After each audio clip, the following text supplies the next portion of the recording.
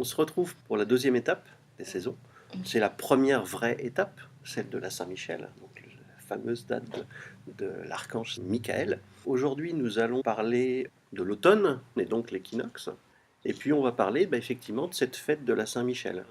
C'est intéressant l'automne parce que on pourrait juste regarder le mot automne. Et le mot automne, de quoi vient-il? Il vient du latin. Et sa signification, c'est croître, augmenter.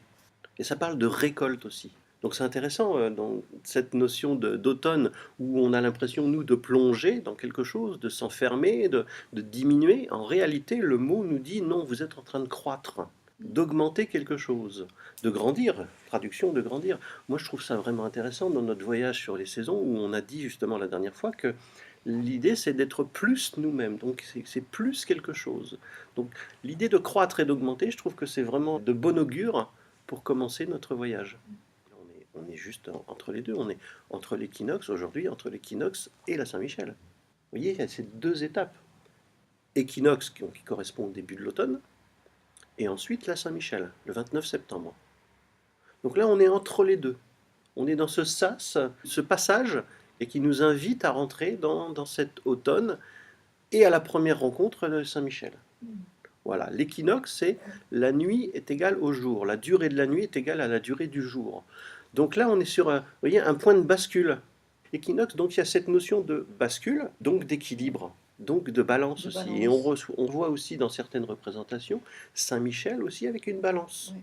Je trouve ça intéressant parce que l'image de la balance, la pesée des âmes, au moment de partir, au moment de mourir. Et là, on est sur un point de départ, et il y a aussi cette notion d'équilibre et de balance, donc. Comme s'il y avait quelque chose à mesurer pour ce départ. Quelque chose à mesurer pour démarrer, donc pour croître, pour rentrer dans l'automne, donc pour grandir. On rentre dans le signe de la balance. On a les équinoxes qui sont des points de bascule, moi j'appelle ça des points de bascule, avec l'arrivée de l'énergie. Au printemps, ça va être la nouvelle énergie. C'est le début de l'année énergétique. Mars était le premier mois. Mars, avril, mai, juin, juillet, août, septembre. Et là, on retrouve le 7 septembre, octobre, 8, novembre et décembre 10. Vous voyez? Donc on retrouve le premier mois, mars, qui va correspondre à l'équinoxe de printemps. Donc moi, je trouve ça vraiment intéressant, cette première symbolique qui dit automne, on est là pour grandir.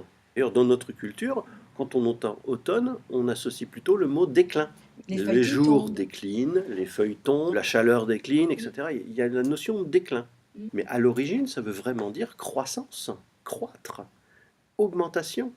Si on est sur ce cycle, nous, de saison, à essayer de comprendre la symbolique, à essayer de surfer sur cette dynamique des saisons, c'est retrouver cette vérité qui dit c'est le point de départ pour grandir.